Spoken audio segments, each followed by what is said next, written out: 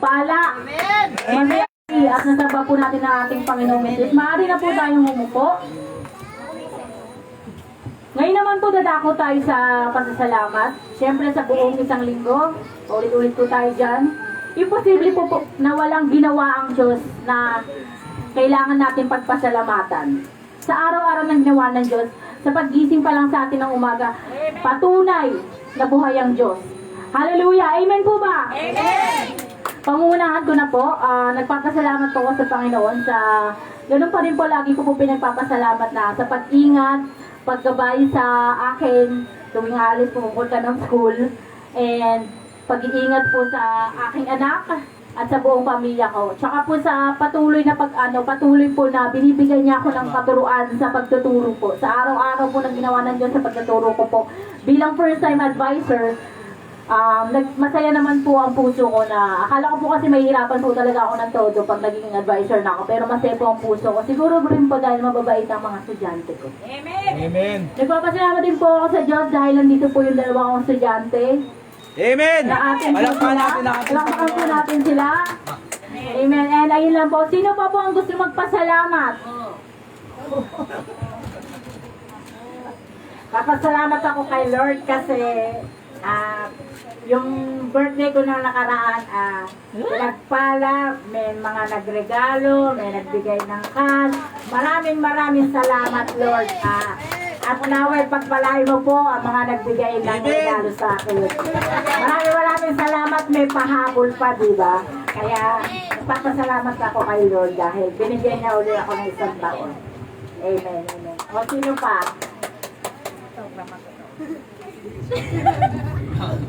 Bonit yan. Ayun na, sino yung patotoo? Sabi nga ni Lord, matotoo ka Hindi mo nabilitig sino yung papagod, sino pa? Hindi rin itigin mo. Baka di na umalis. Glory to God.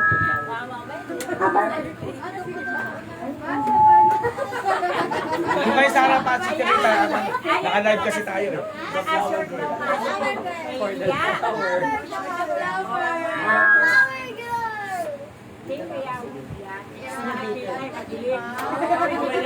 Thank you, Lord. Thank you, Lord, sa mga buhay na ibinigay mo sa amin, sa aking pamilya. Patuloy mo po kaming binibiyayaan. At ipagpapasalamat ko lang po sa yung nakaraang birthday ng aking apo, kahit matigas ang ulo. Nagpapasalamat po ako at pinagpala po siya. At binigyan po siya ng panibagong buhay ng Panginoon.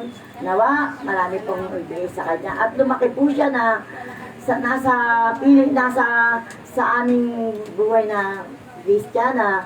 Kasama po namin siya at inaasahan ko po lahat po ng aking mga apo ay makakasama ko sa iyong paanan. At pati na po ang aking mga anak, aking mga kamag-anak.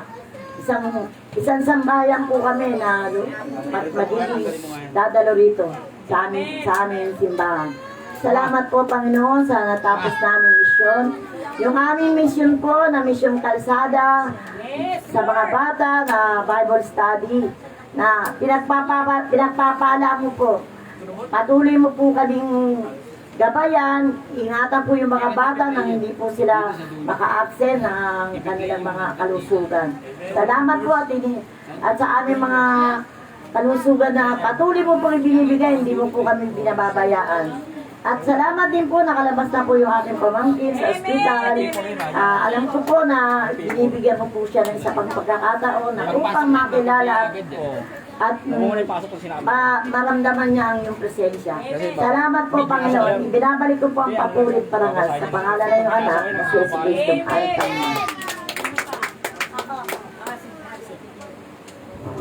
Amen. Glory to God.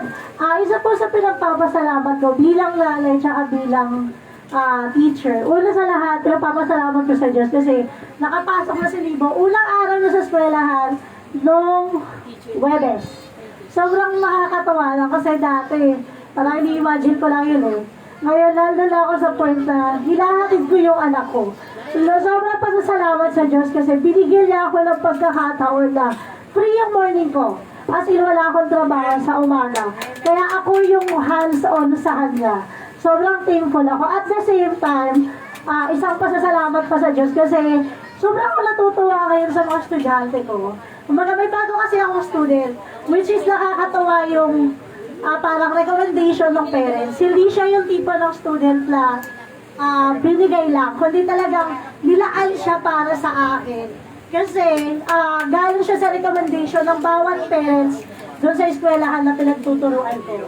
Sobrang nakakatawa ngayon kasi hindi ako, parang sobrang blessed ako ni Lord ngayon kumpara nung bakasyon na talagang nawalan ako ng trabaho. Sobra-sobra, higit pa sa inaasahan ko yung pinagkaloob ni Lord sa akin. Kaya sobrang pasasalamat sa Diyos. Sabi nga nila, yung taong nahihirapan at mas pinipiling magbigay, na mas lalo pang pagpapalain ng ating Panginoon. Kaya glory to God. Meron pa po ba gusto magpasalamat sa Panginoon? Okay, naniniwala kong nire-reserve niyo po yan, ma'am. Para po next week. Okay? Ngayon na po dadako tayo sa pinakamahalagang parte para sa gawain ito. Tinatawagan ko po si Brother Anjin Calyara. Amen, amen.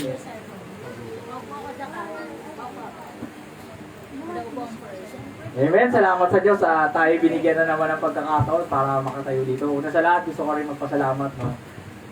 Tagal ko na itong panalangin eh. Yung mga anak ko, yung dalawang anak, nakikita ko na tulad na ng ibang bata, natutulog sila ng normal. Kumbaga, natutulog ng gabi, nagigising ng umaga. Kasi dati, natutulog ng umaga, nagigising ng gabi. Napakabuti ng Diyos, no? Ilang taong din namin ito pinalangin ni Jurisa, talagang may tamang panahon eh. Sa kanyang pagkakataon at layunin, doon niya sasagutin yung panalangin mo na naaayon sa kanyang kaloob. Salamat sa Diyos dahil ngayon ay nakakatulog na kami ng matiwasay at gumigising kami ng matiwasay dahil sa kanyang biyaya. Siguro bago tayo mag-umpisa, tayo po ilang tumayo at tayo manalangin sa ating Diyos. Hoy, tayo po tumikit. Aming Diyos, Ama, salamat po sa pagkakataong ito. Na sa lahat, kami po ay dumadakila, pumupuri sa iyong pangalan. Ikaw ang Diyos sa lahat ng bagay. Ikaw ang Diyos sa lahat ng mga hari, Panginoon ko. Ikaw ang Diyos ng mga Diyos, Panginoon kong Diyos. Salamat po sa pagkakataong ito. Muli, kami po ay humihingi ng tawad sa aming mga pagkakasala. Kasumpungan po nawa kami ng iyong awa, Panginoon ko. Ngayon pong gabi, ako po ay humihingi sa inyo ng pagsama, Panginoon kong Diyos. Kapuspusan niyo po ako ng iyong karunungan, ng iyong banal na Espiritu. Tunay, Panginoon, na gamitin niyo po akong instrumento upang makapagdala sa bawat tainga na nandito, sa bawat tao na nasa labas, na nakikinig ng iyong salita, ay datnan ng kapayapaan, ng pagpapala at ng biyaya. Hayaan niyo na ang salita mo na magmumula sa akin, na paggamit mo ay maging sandata upang wasakin yung mga bagay na nanggugulo sa bawat isa na narito at bawat nasa taong labas, Panginoon. Hayaan niyo po, Panginoon, na ang iyong kapuspusan, ang iyong kabanalan, ang iyong kapangyarihan ay makita sa gabing ito, Panginoon. Salamat po, aking Diyos. Pinagkakatiwala ko po ito sa tanging pangalan ni Jesus na aming Panginoon at tagapagligtas. Amen and amen and amen. Tayo po naman po. Nandito na po tayo sa huling linggo ng ating tema na Bring the Family to Victory and Holiness. At nawa po, nung mga nakaraang linggo ay tunay na nagkaroon tayo ng aral po, no, na natutunan natin yung mga nakaraang linggo na itinakal natin yung temang ito. At meron po tayong bisita, sana po, bagamat nandito sila sa huling linggo, eh marami po silang matutunan dito sa tema po natin. Na kung saan, is, bilang mananampalataya po, no, dapat tayo po yung nangunguna na yung pamilya natin is dalhin natin sa kabanalan at pagtatagumpay. Kung tayo naman po ay pare-parehong mananampalataya is mag-akayan tayo. Mag-akayan tayo sa kabanalan. Magturuan tayo sa katuwiran. Yun po yung tema ng ating buwan ngayon. Para po sa ating topic for this week, para sa huling linggo, sabi po dito, hope is seen when there's a believer in a household. Hope is seen when there's a believer in a household. Kapag meron pong kahit isang mananampalataya, no, sa isang sambahanan, ang pag-asa po naroroon sa tahanan na yun. Kapag meron lang po na isang tao sa isang organisasyon o sa isang pamilya na nakakilala sa Panginoong Jesucristo, ang pag-asa dumarating sa pamilya ngayon. Alam niyo po, no, napakaraming wasak na pamilya.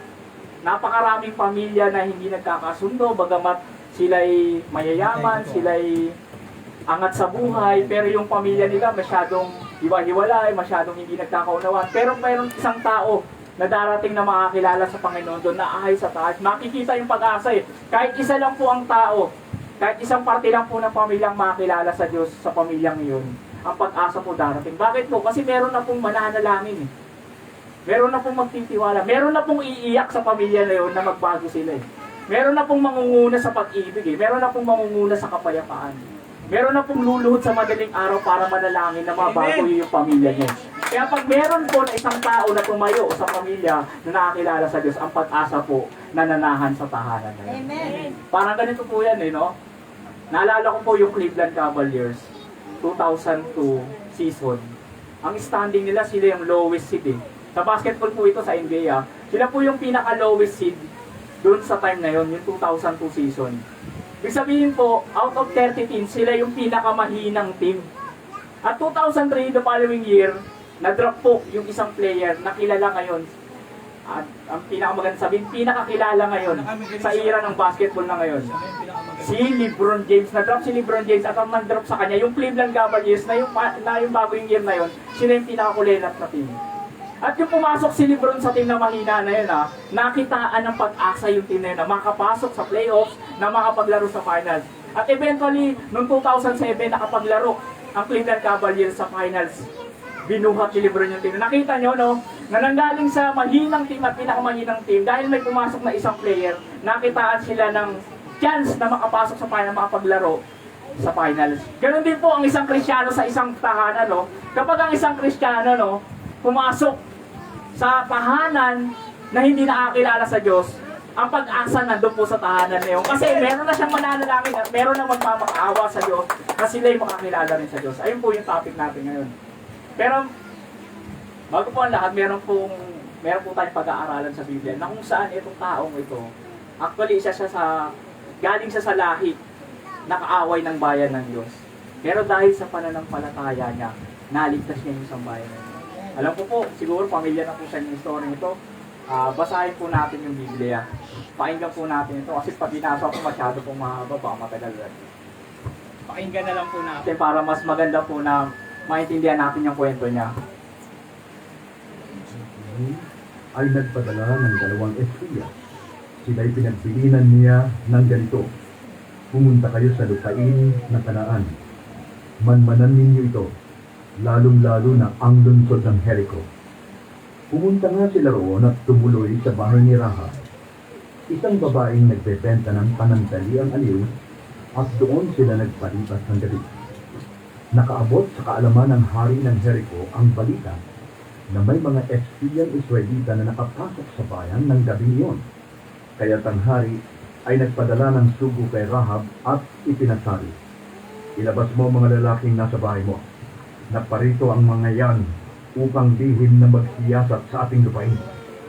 Ngunit itinago ni Rahab ang dalawa. At pagkatapos ay ganito ang itinagot: meron nga pong mga lalaking nakituloy sa amin. Ngunit hindi ko po alam kung taga saan sila. Umalis po sila nang isasara na ang pintuan ng lungsod bago kumagat ang dilim. Hindi ko po natanong kung saan sila papunta. Ngunit kung hahabulin ninyo agad ay aabutan pa ninyo. Sa itaas ng bubong niya pinatago ang dalawang espiya at pinagunan ng mga tangkay ng lino na isinalansan niya roon. Hinabol nga ng mga tauhan ng hari ang dalawang espiya hanggang sa tawiran ng Ilog Jordan. Pagkalabas ng mga humahabol, isinara ang pinto ng lungsod. Bago natulog ang mga espiya, umakyat si Rahab sa bubong at sinabi sa kanila, alam kong ibinigay na sa inyo ni Yahweh ang lupay ito, at ang mga taga rito ay takot na takot sa inyo. Nabalitaan namin kung paanong pinatuyo ni Yahweh ang dagat na pula nang kayo'y tumawid galing sa Ehipto. Nalaman din namin na pinatay ninyo sina Sihon at Og, mga hari ng mga Amoreyo sa silangan ng Jordan, at nilipol ang kanilang mga hukbo. Kinilabutan kami ng marinig ang mga balitang niyo. Natakot kami humarap sa inyo, sapagkat si Yahweh na inyong Diyos ay Diyos ng langit at ng lupa. Kaya ngayon, ipangako ninyo sa ngalan ni Yahweh na hindi ninyo gagawa ng masama ang aking sambahayan alang-alang sa pagtulong kong ito sa inyo. Bigyan ninyo ko ng isang katibayan. Ililigtas nga ninyo ang aking ama't ina, ang aking mga kapatid, at ang kanilang mga pamilya. Katibayang hindi ninyo kami hahayaang mapatay. Sinabi sa kanya ng mga espiya, ang buhay namin ang garantiya sa buhay ninyo. Huwag mo lang ipagsasabi ang pakay namin dito. Ipinapangako namin walang masamang mangyayari sa inyo kapag ibinigay na sa amin ni Yahweh ang lupain ito. Nakakabit sa pader ng lungsod ang bahay ni Rahab, kaya't bungat sa kanyang bintanay, inihugos niya sa labas ng lungsod ang dalawang espiya. Ngunit bago sila umalis, sila'y pinagbilinan niya ng ganito, pumunta muna kayo sa kaburulan at magtago kayo roon ng 3 araw upang hindi kayo makita ng mga tauhan ng hari. Kapag nakabalik na sila sa lungsod, saka na kayo lumakad. Sinabi naman sa kanya ng dalawa, tutuparin namin ang aming pangako, alang-alang sa iyo. Kailangan gawin mo ito. Pagbalik namin para sakupin ang inyong lungsod, ilawit mo ang pulang lubid na ito sa bintanang aming bababaan. Ipunin mo sa iyong bahay ang iyong ama't ina, ang iyong mga kapatid, at ang buong angkan ng iyong ama. Hindi kami mananagot kung may lumabas ng bahay at mapatay. Ngunit, pananagutan namin kapag may nasaktan sa sinumang nasa loob ng bahay. Subalit, kapag ipinagsabi mo itong ating pinag-usapan, huwag mo nang asahan ang pangako namin sa iyo. Pumayag ang babae at pagkatapos ay pinaalis na ang mga espiya. Pagkatapos, itinali niya sa labas ng bintana ang lubid na pula. Pumunta nga ang mga espiya sa kaburulan at 3 araw na nagtago roon habang pinaghahanap sila ng mga tauhan ng hari. Pagkatapos, bumalik na ang mga ito sa lungsod nang hindi nila makita ang mga espiya. Bumaba naman mula sa kaburulan ang mga espiya, tumawid ng ilog at nagbalik kay Josue. Iniulat nila kay Josue ang buong pangyayari.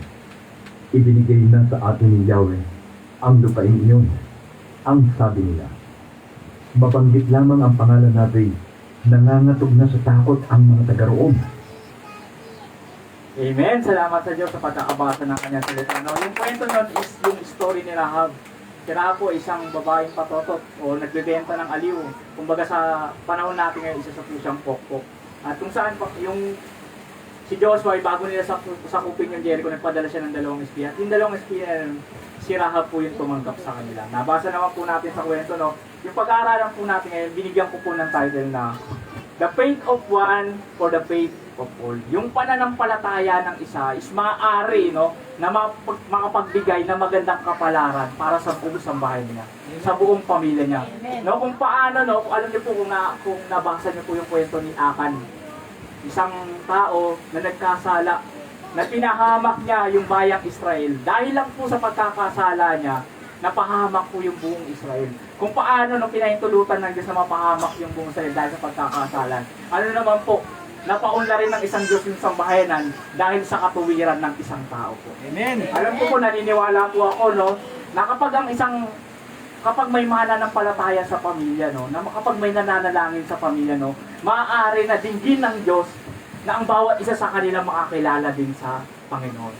Na ito po, 3 bagay po na pag-aaralan natin dun sa nabasa natin kwento. Una po is panganib ay hindi hadlang pagkilala sa kapangyarihan ng Diyos. At ang huli po ay pagmalasakit sa pamilya. Okay, simulan na po natin. Ang una po ay yung panganib po ay hindi naging hadlang. Kaya po dito, no, yung tinanong na nung pinadala ng hari, kasi nabalitaan nila no, na yung mga tik-tik daw, yung mga espiya raw, doon daw pumunta sa bahay ni Rahab at nagpadala yung hari doon para tanungin kung nadoon pa talaga. At sinabi ni Rahab ito, at pinagsama ng babae ang 2 lalaki at kinubling tinahagulaw po. At sinabi niya, oo, ang mga lalaki ay naparito sa akin, ngunit hindi ko talastas kung sila'y taga saan. Itinago niya po siya, no? Nagsinungaling po siya. Hindi ko po alam kung nasaan sila pumunta, pero wala na po sila ngayon. Alam niyo po, no? Kung kayo yung nasa kalagayan ni Rahab, yung parang buhay mo yung sinakripisyo mo, di ba? Hari yun eh. Yung panahon nila, yung hindi ka lang lumuhod sa hari, yung wala lang yung pagrespeto mo sa hari, ulo mo na yung kapalit eh. Ano ba yung magsinungaling ka, di ba? Yung kung ilalagay mo yung sarili mo kay Rahab, nakakatakot yun, di ba? Eh kung malaman nila nagsisinungaling ka lang, buhay niya ang kapalit, baka nga kasama rin yung pamilya niya na buhay din ang maging kapalit eh. Pero hindi niya nakita yung hadlang eh. Mas nakita niya yung opportunity, yung chances Nakita niyo po yung kwento, di ba? Takot na takot daw po sila sa bayang Israel.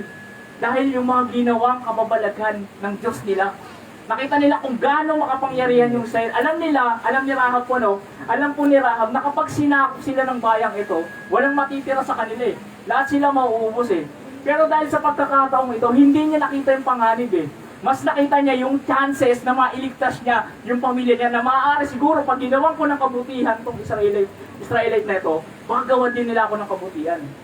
Actually, hindi pa kay. Tingin ko doon pa lang naniwala na siya na ililigtas siya ng Diyos eh. Na kapag tinanggap niya itong taong ito, dahil sabi sa Bible, yung pananampalataya niya raw yung nagligtas sa kanya. Ibig sabihin, yung pagkakataon pa lang na ito, nandun niya rin pananampalataya niya na kapag ginawa ko ng mabuti yung mga espiya na to, maaari na iligtas din ako ng Diyos. Baka yun yung nasa isip niya eh. Alam niyo po, minsan po, no, mas nakikita natin yung chances na magkaroon ng consequences dun sa gagawin natin kaysa dun sa tiyak na mangyayari.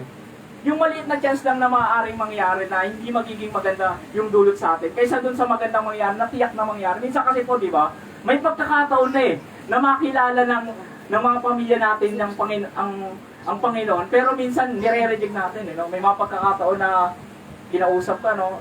Minsan Bible study tayo sa inyo, minsan punta tayo sa inyo. Puntahan natin yung asawa mo, puntahan natin yung pamilya mo, sharean din natin ang salita ng Diyos. Pero dahil nasa isip mo na baka magalit yung asawa ko eh. Baka yung mga anak ko, mangulit eh. Baka kung ano lang sabihin sa akin pag pinapunta ko po kayo, pastor eh. Di ba yung mga ganun, no? Kapag pumunta yung tiyak na makakarinig sila ng salita ng Diyos. Pero dun sa nakikita mo na chances na baka magalit sila, hinahadlangan mo yung pangyayari, no? Meron namang pagkakataon yung mga anak na naunang naging Kristiyano, no? May event sa church, sabi ng pastor, sabi sa kanya, imbitahan mo yung mga magulang mo, baka pumunta sila dito, meron tayong couple event. May pagkain at may magtuturo. Ikaw naman, dahil takot ka na sabihin sa mga magulang mo, no, yung pagpunta nila doon, sigurado na makakarinig sila ng salita ng Diyos eh. Pero dahil natatakot ka sa sasabihin nila, hindi mo sinabi. May mga pagkakataon po, no, na nandun na makikilala na nila ang Diyos, pero minsan natatakot tayo dun sa consequences. Pero ito po si Rahab, hindi niya nakita yung panganib. Mas nakita niya yung opportunity na maliligtas sila ng Diyos. Amen. Sabi po dito, na nabasa ko po sa quotes, no, sa Google, that risk you're afraid to take could be the one that change your entire life. Minsan, no, kailangan lang natin sumugal eh. Kailangan lang natin mag-step down. Kailangan natin mag-take ng risk para mabago yung buhay natin. Minsan natatakot tayo na gawin ito, di ba? Ako po, alam niyo po nung nakagraduate ko lang, no. May pera, may sahod na ako. Gusto ko manligaw eh, kasi wala akong girlfriend na eh. Gusto ko manligaw kaso natatakot ako. Baka hindi ako sagutin kasi hindi naman ako kagwapuhan. Tapos may anak pa ako na sa pagkabinata. Alam niyo talaga yung isip ko nung panahon na wala pa akong girlfriend. Talagang takot ako manligaw kahit na meron mga babae ako nagugustuhan. Hindi ko nagagawang manligaw kasi baka i-reject lang ako, baka masaktan lang ako kasi meron ako anak sa labas, meron ako anak sa pagkabinata, baka hindi ako tanggapin. Tapos yung itsura ko hindi naman katulad ni James Reid, Daniel Padilla lang, di ba? Mahirap tanggapin eh. Pero alam niyo, kung hindi ko tinake yung risk ng isang bagay nun, hindi ko magiging asawa si Curie sa akin. At hindi kami magkakaroon ng magagandang anak. Dahil yan, salamat sa Diyos, binigyan niya ako ng kalakasan eh. So po, sabi po dito sa Hebreo, no, sa pananampalataya, hindi napahamak na kasama ng mga manuluway ang patotot na si Rahab na tumanggap na payapa sa mga tiktik. Alam niyo po, yung sa pananampalataya daw po pala, hindi siya napahamak, nakasama ng mga sinakop ng mga Israelite sa Jericho na yon. Bakit po? Natumanggap ng payapa sa mga tiktik. Alam niyo po, no? Na-realize ko lang dito, no? Yung pagkatok pa lang ng mga espiya doon sa pinto niya, nakita niya na yung opportunity na ito na yung chance na maliligtas ako. Kasi di ba, yung espiya na yun, no? Maaari ba na pag may kumato dyan sa bahay natin na Afrikano, masasabi mo ba na, ay, kababayan namin to, Pilipino to. Eh, ang Afrikano, di ba, malayo sa itsura natin. Hindi niya, yung kumatok na espiya na yun, at talagang alam niya na hindi taga sa kanila yon. At yung pananalita, malamang hindi katulad ng kanilang pananalita. Alam niya na tagalabas yun. Pero, Tinanggap niya ng payapa, sabi dito, doon pa lang nagsimula na yung pananampalataya niya. Doon pa lang nagsimula na yung paniniwala niya na kapag ginawan ko to ng mabuti, gagawan din ako ng mabuti ng Diyos nila. Yun po, ang linaw po. Pangalawa po is pagkilala sa kapangyarihan ng Diyos. At sinabi niya sa mga lalaki, sabi niya po, nagkikwentuhan po siguro sila, no? Talastas ko na ibinigay sa inyo ng Panginoon ng lupain at tinatnan kami ng pangingilabot sa inyo at ang lahat ng nananahan sa lupain ay nauupo sa harap ninyo sapagkat aming nabalitaan kung paanong tinuyo ng Panginoon ang tubig sa dagat na mapula. Yung hinapi po ni Moses yung Red Sea sa harap ninyo namang kayo'y lumabas sa Ehipto at kung ano ang inyong ginawa sa dalawang hari ng Amoreo na nasa dako roon ng Jordan kay Seon at kay Og na inyong lubos na pinuksa at pagkabalita namin ay nang lumo ang aming puso ni walang diwa na naiwan sa kanino mang tao. Dito po napakaganda na sinabi niya, dahil sa inyo sapagkat ang Panginoong Diyos, ninyong Diyos ay siyang Diyos sa langit at sa itaas at sa lupa. Alam niyo po, no? Hindi niya Diyos to eh. Kumbaga, tanggap niya na natalo sila, tanggap niya na kapag sumugod tong Israelita na to, talagang madudurog sila kasi kilala niya yung Diyos ng bayang Israel eh. Alam niya na yung Diyos ng bayang Israel is walang katulad sa ibang Diyos. Iba yung Diyos nila, Diyos ng langit at lupa. Nakilala niya po yun, na-acknowledge niya po yung kayang gawin ng Diyos ng bayan ng Israel. Kaya gano'n na lang po siya naniwala na walang makakatalo sa bayang Israel, no? Nakakaano lang po, no? Nakakatuwa lang, no?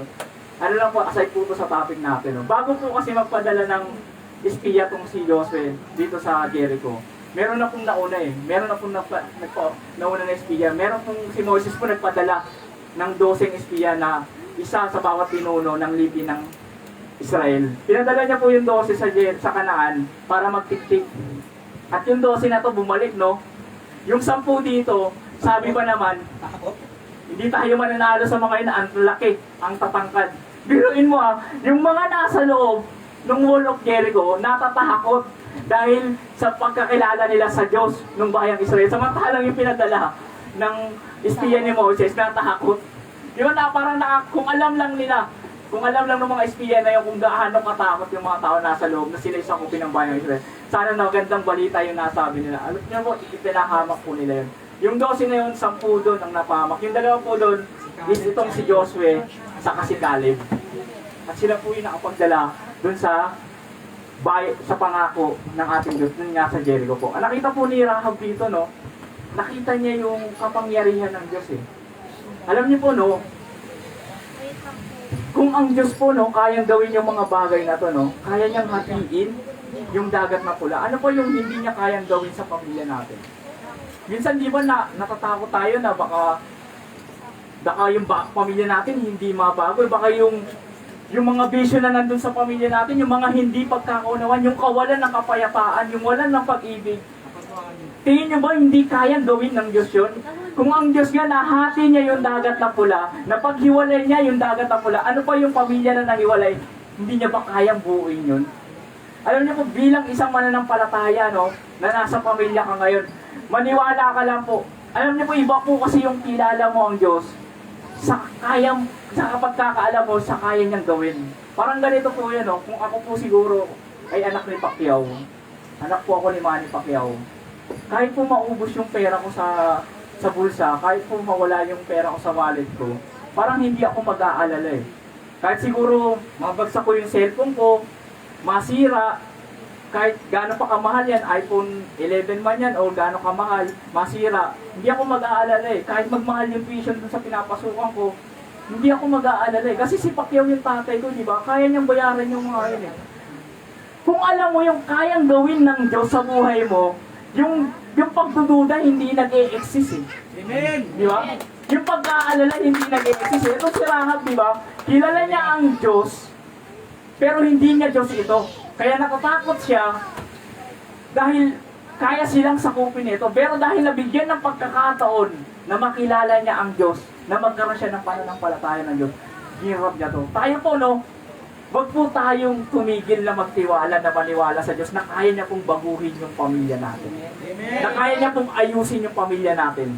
Na kaya niya pong ituwid yung mga mali sa sambahayan natin. Kahit isa ka lang po na nananampalataya sa pamilya niyo, no?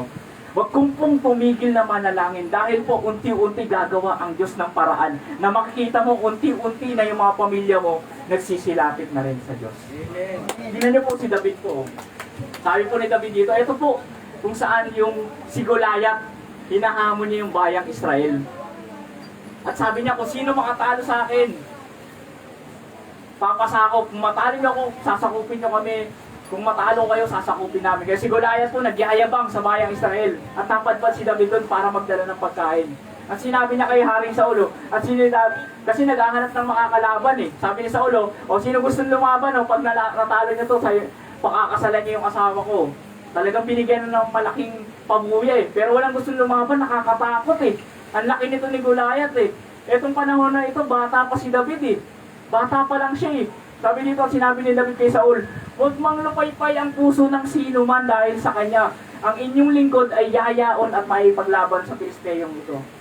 Di ba bata? Kasi ikaw yung hari, no? Tapos ang laki ng kalaban. Sabi nga ni Haring Saul dito, no? Parang ganito yung sinabi niya eh. Alam mo, simula bata, lumalaban na yan eh. Inaalmusan niyang pakikipaglaban eh, pakikipagyera eh. Ikaw, nagdala ka na ng pagkain dito, lalabanan mo yan. Alam mo po ano sabi ni David? Hindi po ako ang lalaban, ang Diyos ko po ang lalaban. Alam niyo po yung pinaglalaban niyo sa pamilya niyo, gusto niyo mabago sa pamilya niyo, ang Diyos po ang kikilos dyan. Inuluhod mo lang. Isang luhod lang po yung agwat natin sa Diyos. Isang iyak lang po yung agwat natin sa Diyos. Ang Diyos po ang kikilos dyan. Dahil kung kilala natin yung kakayahan ng Diyos, naniniwala po tayo na may gagawin po siya sa pamilya natin. At alam niyo po sabi ni David, hindi ako ang lalaban, ang Diyos ang lalaban yan. At dahil sa bato lang, napatumba niya si Goliath dahil sa kapangyarihan at kakayahan ng ating Panginoon Diyos. Pangatlo po, pagmalasakit sa pamilya. Sabi po din yung Rahab, no, ito po yung time na paalis na eh. Yung espiya sabi niya po dito, ngayon nga, isinasama ko sa inyo, sumpa kayo sa akin, sa pangalan ng Panginoon, na kung paano ako'y nagmagandang loob sa inyo, ay magmagandang loob din naman kayo sa sambayan ng aking magulang. At bibigyan ninyo ako ng tunay na tanda at inyong iniligtas na buhay ang aking ama at aking ina at ang aking mga kapatid na lalaki at babae at ang lahat nilang itinatangkilik at inyong iniligtas ang aming mga buhay sa kamatayan. Sumusobra eh, no? Sumusobra na to si Rahab eh, no? Gusto niya iligtas pa lahat eh, no? Kung ako yung espiyan, hindi mo ah. Ikaw lang pwede, di ba? Pero alam niyo po, no? Ganun na lang yung parang siguro kung ako si Rahab, no? Useless kung maliligtas ako kung hindi ko naman kasama yung pamilya ko. Alam niyo po, iniligay tayo ng Diyos sa pamilya natin dahil sa kanyang layunin. Kaya kung ikaw nakakilala ka sa Diyos at yung mga ibang mong pamilya hindi pa nakakilala, iniligay ka niya yan para ipanalangin sila, para abutin sila. Tulad po ni Rahab, no? Naabot siya ng Panginoong Diyos para abutin yung kanyang sambahayan. Alam niyo po, no? Ganong katindi. Tingnan niyo po, ganun po katindi si Rahab na yung pagnanais na mailigtas yung kanyang sambahayan. Bakit po? Sabi niya dito, sumumpa kayo, isinasama ko sa inyo, sumumpa kayo sa Panginoon. Alam niyo po, yung panahon nila, hindi ka pwedeng hindi sumumpa sa Panginoon kung hindi mo tutuparin yung sinumpa mo. Kamatayan ang idudulot sa inyo. Kapag sumumpa ka sa harap ng Panginoon, dapat sigurado ka na magagawa mo ito. Parang sinabi niya, no, siguraduhin niyo po, seryosohin niyo po na iligtas niyo po yung pamilya ko dahil sa kagandahang ginawa ko po sa inyo. Ganito po katindi yung pagnanais ni Rahab na mailigtas, hindi lamang yung sarili niya, bagkus yung buong sambayan niya, buong extended family niya. At sana ganun din po tayo, no? Huwag po nating hayaan na tayo lang po yung makakilala sa Diyos. Bagkus sa pag-ibig, sa pagpapakumbaba, ipakilala po natin ang ating Panginoon Diyos sa bawat isa na kasapi natin sa ating sambayan. Ibasahin ko lang po yung verse na sinabi ni Papa last week po, no? Yung sabi ni Papa na mas masahol pa sa hindi mananampalataya yung hindi kumalinga sa sarili niyang sambayanan. Sabi po dito, sa Timoteo po yan, sa Timothy chapter 5 verse 8, sabi po dito, that's of what? Kung sino man ay hindi nagkakandili sa mga sariling kanya, sa kanyang mga kamag-anak, lalong nasa kanyang sariling sambayanan, tumanggi siya sa pananampalataya at lalong masama kaysa hindi masampalataya. Alam niyo po, no, kapag ikaw daw po, no, kahit mananampalataya ka, no, kung meron kang pamilya na nangangailangan, meron kang kamag-anak, meron kang sambayanan na nangangailangan, meron ka namang meron ka namang sobra na maibibigay, meron ka namang sobra na maitutulong, pero hindi mo magawang maitulong dahil nagdadamot ka, mas masahol ka pa pala sa hindi mananampalataya. Kung meron po tayong magagawa, no, especially spiritually, maitutulong sa ating sambayanan, gawin po natin. Dahil ito po yung layunin mo bilang Kristiyano, sambayanan na kinabibilangan niyo po. At alam niyo po, yung istorya na natapos, at alam niyo po ano nangyari, nung sinakop po ng mga Israelita, nila Josue, yung bayan ng Jericho. At alam niyo po kung nailigtas ba sila o hindi. Ito po yung sabi po. Ngunit, ito na po yung time kung saan umikot sila sa walong Jericho ng 7 beses nung last day. Tapos nagiba yung Jericho at pinasok nila at pinagpapatay nila ang lahat ng doon. At sabi po dito, ngunit si Rahab, napatutot at ang sambayanan ng kanyang ama at ang lahat niyang tinatangkilik ay iniligtas na buhay ni Josue. At siya ay tumahan sa gitna ng Israel. Hindi lang po siya pala basta nailigtas, bagkus nanahan pa siya kasama ng Israel, na kung saan ang Diyos ng Israel ay Diyos din ng kanyang sambayanan. Kung paanong sinamba ng Israelita ang Diyos, ganon din ng kanyang pamilya sinambayan ng Diyos. Kasi hindi lang pwedeng nananahan sila doon, no? Na hindi niya sambahin ng Diyos ng Israel. Hanggang sa araw na ito, sapagkat kanyang itinumpli ang mga sugo na sinugo ni Josue upang tumiktik sa Jericho. Dahil lang po sa pananampalataya ni Rahab, yung tiyak na kapahamakan na darating sa kanyang sambayanan ay nailigtas. Dahil po sa kanyang mabuting gawa. Dahil po sa kanyang pananampalataya na ang Diyos ng Israel ay kayang iligtas rin ang kanyang sambayanan. Para po sa huling verse po, no, na aking babasahin bago po tayo magtapos. Sabi po dito sa Mateo chapter 1 verse 5 to 6. At naging anak ni Salomon kay Rahab si Boaz, at naging anak ni Boaz kay Ruth si Obed, at naging anak ni Obed si Jesse, at naging anak ni Jesse ang haring si David, at naging anak ni David si Salomon, doon ay siya naging asawa ni Urias. Alam niyo po, kung babasahin niyo po yung mga kasunod na verse niyan, patungkol po yan sa genealogy ng ating Panginoong Jesucristo. Patungkol po yan dun sa lahi ng ating Panginoong Jesucristo. Napakapalad ng isang patotot, ng isang Kanaan, na isang kalaban ng lahi ng Diyos, na si Rahab nasa hamba po sa lahi ng Diyos. Diba? Napakabuti ng Diyos, no? Yung pananampalataya niya, hindi lang pala nandun natapos yun. Bagkus na dahil sa kanyang ginawa, na nakasama siya dun sa lahi ng Panginoong Jesucristo. Ano po yung kabutihan? Ano po yung sobrang palad po, no? Alam niyo po naaalala ko lang po, no? Nung kami po ay hindi nakakakilala sa Panginoon Diyos. Kami po ay walong magkakapatid po, no? At kami wasak-wasak, kami po ay sabog-sabog, iwa-iwalay po kami. Ako po at yung si Kuya, kami lang po ay magkasundo sa basketball. Si Arian, may sariling mundo yan. Tapos yung dalawang kong kapatid, sila yung magkasama, si Angelica. May sarili din niya kaibigan. Si Joseph, lagi nasa labas, palasugal. Alam niyo po, iwa-iwalay kami. Wala kami pagkakaisa, wala kami pagkakasundo. Konting bangayan lang, away na. Konting bungguan lang, sapakan na. Ganon kami dati. At alam niyo po, hindi ako nagsisinungaling. Ganon po kagulo yung pamilya namin. Hindi lang po sa ganon. Salat din po kami sa pananalapi. Napakahirap po ng buhay namin noon. Pumapasok po ako, kinukuha ko po yung baon ko sa pagtitinda po ng dyaryo. Pag walang tinda ng dyaryo, bahala na. Panahon na yun, hindi pa kami nakakakilala sa Diyos. Pero may isang tao po, no, sa pamilya namin na nakakakilala sa Diyos. Hindi na po lingit sa atin yun, si Bishop Ray po, si Mama po. At dahil sa kanya, no, madaling araw daw po, naririnig niyo sa kanya, niluluhod niya kami. Madaling araw, iniiyak niya kami. At yung anong meron kami ngayon, hindi ko naisip na magiging ganito kami nung time na yun. Ngayon po, di ba, sobra yung band namin eh. Magkakapatid, parang hindi na kami basta magkakapatid eh. Alam niyo po, yun yung pinagmamalaki ko sa lahat ng nakakausap ko, no? Yung turingan namin magkakapatid. Yung pag-ibig namin sa isa't isa, yung pagkakaisa-isa namin. Alam po, di ba, pagkatas nito, nandun kami sa baba, nagkikwentuhan, nagtatawanan, pinag-uusapan yung mga dati namin nagagawa, di ba?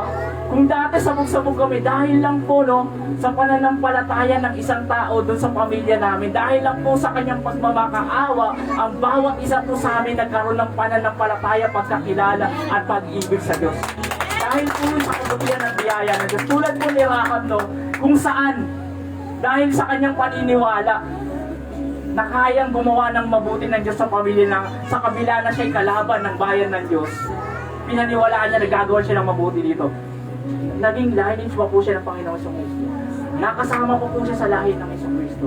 Ano pa po yung kaya niyang gawin sa buhay natin? Na kahit isa lang po tayong mananampalataya sa pamilya natin, madami na pong kayang gawin ang Diyos sa pamilya mo, sa sambahin. Tulad po namin at tulad po ng baka. Huwag po tayong panghinaan na Lord. Lagi po tayo magtitiwala. Yun lang po, sana po. Lahat po tayo tumayo at sana po may natutunan po tayo. Tayo po'y manalangin. Lord, thank you Lord. Marami pong salamat aking Diyos sa gabing ito na punong-puno ng iyong pagtuturo, punong-puno ng iyong pag-ibig, Panginoon. Salamat po dahil napakabuti niyo po. Dahil dinala niyo po kami dito sa kabila ng masamang panahon upang makakain yung espiritu namin ng iyong salita. Tunay, Panginoon, na malakaran namin ito, maisabuhay namin sa buong buhay namin bilang mananampalataya ng Panginoon. Thank you Lord, maraming po salamat sa lahat aking Diyos. Pinagkakatiwala ko na po ang iyong salita sa mga puso namin, Panginoon ko Diyos. Sa iyo lahat ng pagpupuri, pagdakila at pagsamba sa tanging pangalan ni Jesus na aming Panginoon tagapagligtas. Amen, amen, and amen. Hallelujah! Tunay nga pong busog na busog ang ating puso't isipan. Rin na po kayong maupo. Puso't isipan sa salita ng Diyos. Kayo po ba ay napagpala sa salita ng Diyos na ipinahatid ng ating Panginoon sa pamamagitan ng ating kapatid na si Brother Anjin Cariaga? Tunay nga po na kahit isa lamang po sa pamilya natin na maging mananampalataya, malaking pag-asa na ang ibibigay ng Diyos upang maging maayos, maging mapagpala ang pamilya ninyo. Paano pa kaya kung lahat tayo sa isang buong pamilya ay nananampalataya sa Panginoong Hesus? Gaano pa kalaki, gaano pa katatag ang ibibigay na ibibigay na pagpapala sa atin ng Panginoon? Naniniwala po ba kayo doon? Amen! Amen! Ngayon po, dadako na po tayo sa breaking of the bread. Tinatawagan ko po si Bishop Ray Cariaga. Amen. Alam niyo, muntik na akong maiyak. Totoo po yun. Hirap na hirap po ako nun. Lalo yung wala pa akong mga anak. Parang ako, nilagay ako sa mga leon. Yung mga kapatid ko, watak-watak. No? Pero nung sinabi ni Angie, sabi ko, hindi ko kayang dalhin tong pamilya ko. Hirap na hirap po ako. Pero tama sabi ni Angie, may isa lang pamilya. May isa lang pamilya na makakilala sa Panginoon dahil may mananalangin na ron. Ako madaling araw nananalangin po ako, umiiyak po ako. Panginoon, bigyan mo, hindi ko po kayang pag-aralin tong mga anak ko. Kahit mataas ang sahod ko kasi iba pagkaka-skilled worker, class A po ako na masinist. Gumagawa ako ng mga pyesa ng barko. Malaki po ang sahod ko pero 8 ang anak ko. Nabi ko, hindi ko po kayang umiiyak ako madaling araw. Nabi ko, Tod, pagkaisain mo po ang mga anak ko. Totoo sabi, no? Isa lang. Hindi si Totoo sabi natin, umiiyak ako madaling araw, pinapanalangin ko ang pamilya ko. Isang araw, ito na. Pag may isang pamilya lang ang nakakilala sa Panginoon, sigurado ang sabi ng Paminoon, isa lang ang sambayan, ang makakilala, buong sambayan ay maliligtas. Hindi ako nagsabi niyan, ang Panginoong Hesus. Sana may nagrema sa'yo, no? Ako nagrema sa akin, ang dami. Ito si Rahab. Yung genealogy niya, si Jesus, ang patutunguhan nito si Jesus. Ang lahi ni Jesus galing kay Rahab. Hallelujah! Amen. Palakpakan natin ang Panginoon. Ibig sabihin, hindi na mimili ang Diyos kung kailan niya ibibigay ang ginto. Kahit basura ka, kahit patutod ka, magnanakaw ka, pwede kang daluyan ng pag-asa, kapangyarihan, biyaya ng Panginoon. Si Rahab nga, dinaluyan, tayo ba kaya? Ang kailangan lang manampalataya. No? Marami nagrema. Isa pa nagrema sa akin, gusto ko lang ulitin, no? Yung isang pamilya na walang pananampalataya, ang ganda ng visualize ni Angie, ni Brother Angie. Yung si LeBron James, yung Cavaliers, walang kwentang team to eh. Napakahinang team. Pero isang araw, 2003, na-trade nila sa si LeBron James. Yung team na to, nag-champion, pinakamagaling na team. Ganon din ang pamilya pagka merong mananampalataya. Kasi lalo sa Cristobal, ay marami nang nananalangin dyan, pati mga adik magbabago dyan. Amen po ba? Amen! Okay, dudulog po tayo sa Panginoon, no? Tayo po tayong lahat. Itong gagawin natin ay hinabilin po ng ating Panginoong Jesus. Sabi niya, tuwing kayo makakapagtipon, alalahanin nyo ang bagay nito. No? Magpira-pira sa inyo ang tinapay at aking dugo, ang aking katawan, sabi niya. No? Kailan sabi niya, sabi ni Pablo, ang iba sa inyo ay nagkakasakit at nangamatay. Dahil ang iba sa inyo, huwag mo muna silang bigyan ha. Dahil ang iba sa inyo ay hindi siniseryoso. Siniseryoso to si Jesus ka, seryoso tayo pa kaya. Kaya bibigyan ko kayo ng ilang sandali. Kung may nakakita kayong karumihan, kasalanan, humingi po tayo ng tawad. Sige po, manalangin po tayo. Gawin sacred natin. Sagrado po to. No? Itong mga elementong ito, this element symbolizes of the holy, divine body and divine blood of our Lord Jesus Christ that we partake us this evening. Manalangin po tayo. Panginoon, dakilang Diyos amang nasa langit, pagpalain mo po ang mga elementong ito that symbolizes of your holy divine body and holy divine blood, Lord Jesus Christ, na sinakripisyo mo 2,000 years ago upang kami makalaya. Pagpalain mo sinong makainom nito, makakain nito ng mga elemento ito, magkaroon kami ng iba yung kalakasan, physical, emotional, spiritual, higit sa lahat. At magkaroon kami ng pagpapala, tagumpay, kasaganahan sa buhay na ito. Basbasan, pagpalain mo po ang mga elementong ito. On the night before He betrayed our Lord Jesus Christ, our God and our Savior and our Redeemer, He took the bread and He said, "This is my body broken for you. When you eat it, remember me." Kainin po natin.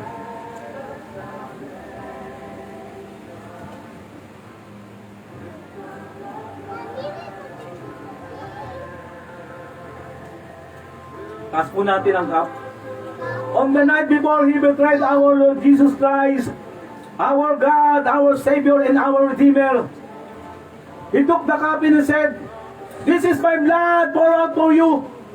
When you drink it, remember me." Kainin po natin. Remember mga kapatid, there's no redemption, there's no salvation, there's no remission without the sacrifices of the holy blood of our Lord Jesus Christ. Amen. Salamat po sa celebration. Paliwanag ko po sa inyo, no? Pwede na kayo mo po. Ang ginawa po natin, baka magtaka kayo, dahil kayo ngayon lang kayo napunta rito, no? Hindi to bounded ng relihiyon. Hindi to natatali sa isang relihiyon na sila lang gagawa nito, no? Hindi sila pinagkatiwala sa nito. Lahat sabi, kayong magkakatipon, pwede nyong gawin to. May iba nga, isang tao lang ginagawa to eh. Siguraduhin mo. Hindi sinabi ng Diyos, Katoliko lang, Methodist lang, hindi. No. Ang ginagawa natin is not bound by the religion, is not bound by the denomination. Ito ay payo ng Panginoon. Sabihin ng Panginoon kung may magkakatipon. Gawin nyo to para sa inyo lang, para ano, para magkaroon kayo ng knowledge. No? Ba't ginagawa nyo? Mas kami pa ang dapat. Ang dapat gumawa nito. Dahil kami ang tunay na sumasamba sa Espiritu at katotohanan. Amen! Salamat po!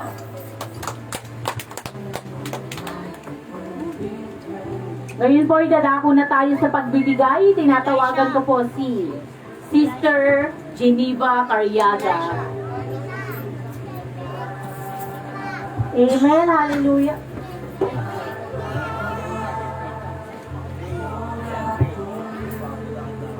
Okay.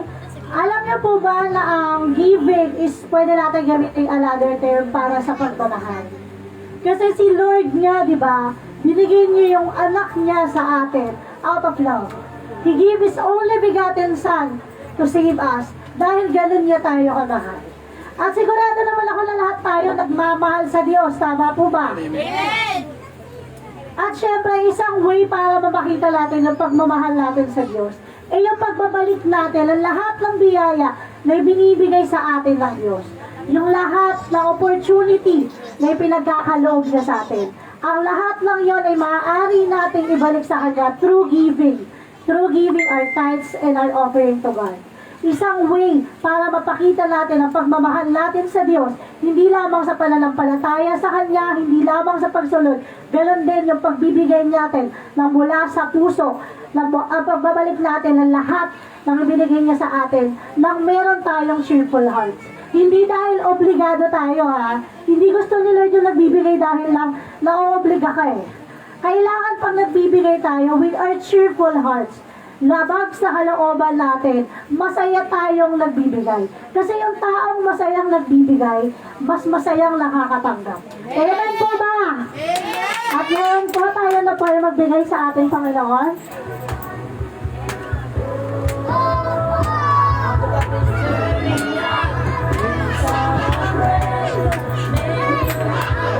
Nibo, Nibo! Nibo!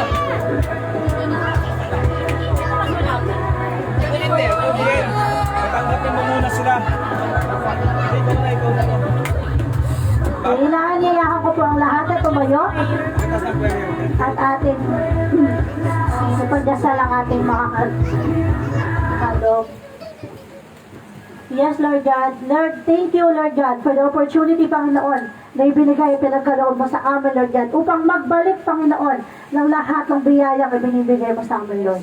Lord, alam ko na ang lahat sa amin, Panginoon, ay nais na may tagamang pagmamahal namin sa iyo, Lord God, through giving. Sa ngayon, Panginoon, hindi man lahat kami ay may oportunidad. Alam ko at naniniwala ako, Lord God, na ang bawat isa na naririto, Panginoon, ay bibigyan mo ng malaking oportunidad upang ipapakita nila, Panginoon, ang pagmamahal nila sa iyo, Lord God. Lord God, pinagdadalangin ko na ang mga handog na ito, Lord God, ay magamit sa kaluwalhatian mo, Lord God. Hindi lamang para sa paglago ng aming simbahan, kundi paglago rin, Panginoon, ang pananampalataya namin sa iyo, Lord God. Maraming salamat, Panginoon, sa iyo ko'y binabalik ang lahat ng papuri at pasasalamat sa pangalan ni Jesus. Amen.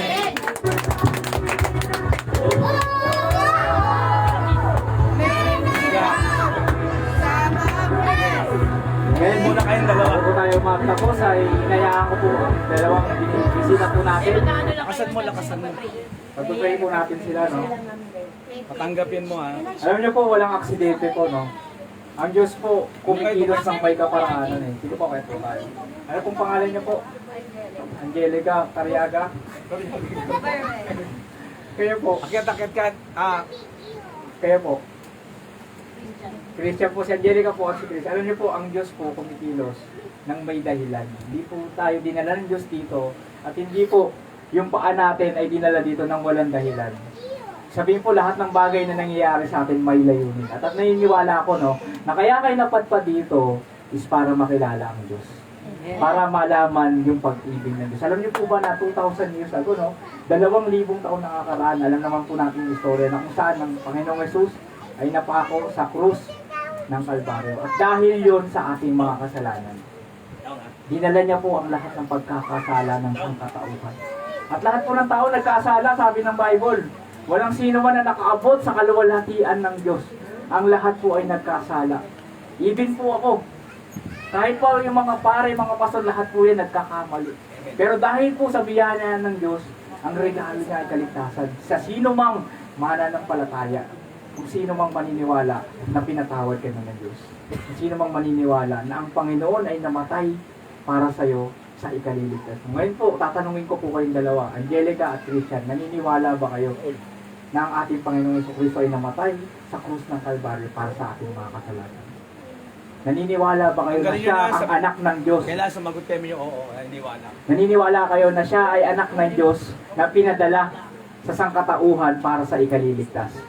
Opo, ngayon po, kung naniniwala po kayo, maaari po kayo sumunod sa panalangin ko, no? Yung mga sasabihin ko po, maaari niyo pong sabihin. At pinakamahalaga po to, sabihin niyo po nang nagmumula sa inyong puso. Ito po ay pagtanggap, pagkilala sa ating Panginoon na siya'y maging hari. Ngayon po, siguro po, hindi niyo po naunawaan, pero naniniwala ko, no, na sa pagkakataong ito, ang Diyos po ay kikilos sa inyo. Na yung pag-ibig niya ay pakikilala niyo sa bawat isa sa inyo. Ngayon po, tayo po manalangin, sumunod po kayo sa akin. No? Aming Diyos, salamat po sa pagkakataong ito. na ibinigay niyo po, na dinala niyo po kami sa lugar na ito upang ikaw ay makilala. Ngayon po nakikilala po namin ang aming Panginoong Hesukristo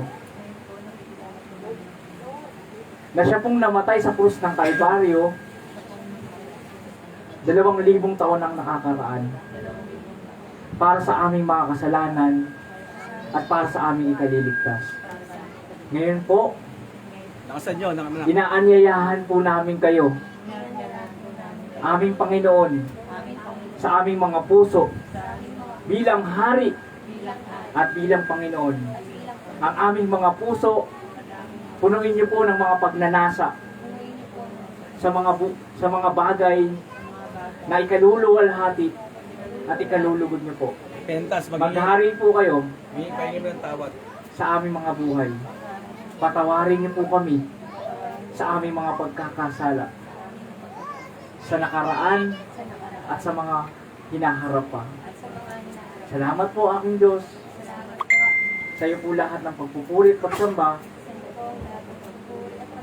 Sa tanging pangalan ni Jesus, na aming Panginoon at tagapagligtas. Amen. Palakpayin natin ang Panginoon, no? May bago tayong kapatid.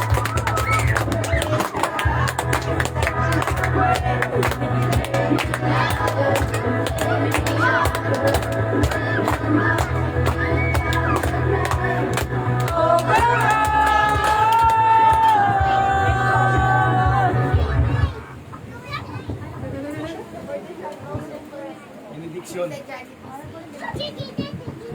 Tayo po dadako sa benediction. Tinatawagan ko pong muli si Bishop Ray Carriaga.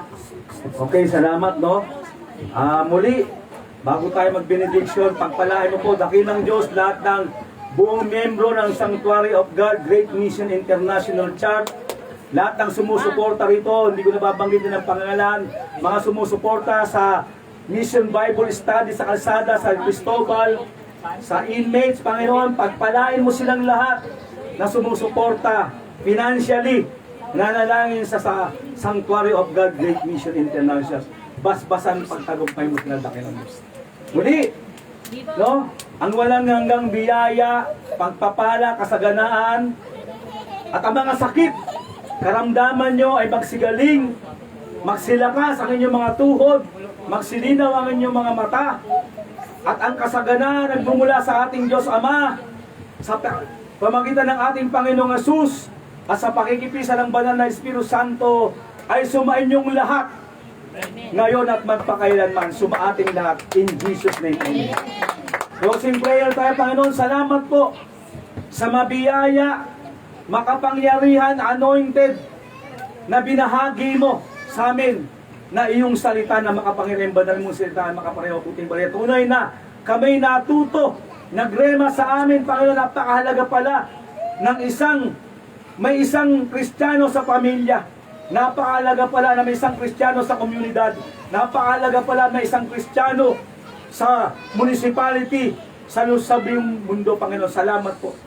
Muli, Panginoon, maingat po namin binabalik ang lahat ng kapurihan, ang lahat ng kalwalatian, ang lahat ng karangalan, ang lahat ng pasasalamat sa iyo, aming kataas-taasang Diyos, kabadal-badalang Diyos naming amang nasa langit. Sa tanging pangalan ni Jesus, ito po'y aming samot dalangin. Ang lahat ng anak ng Diyos na magsasabi ng Amen!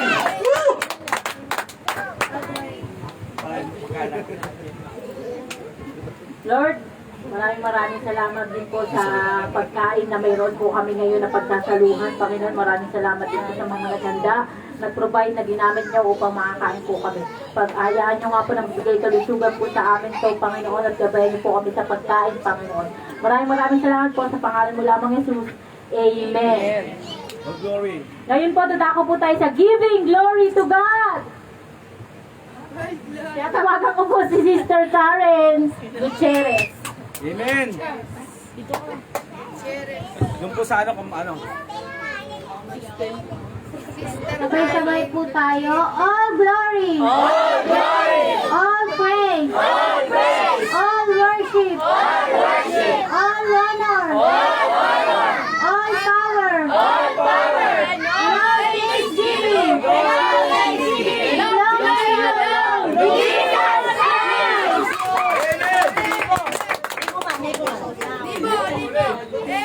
Okay na. Diyan, ano yung mo to?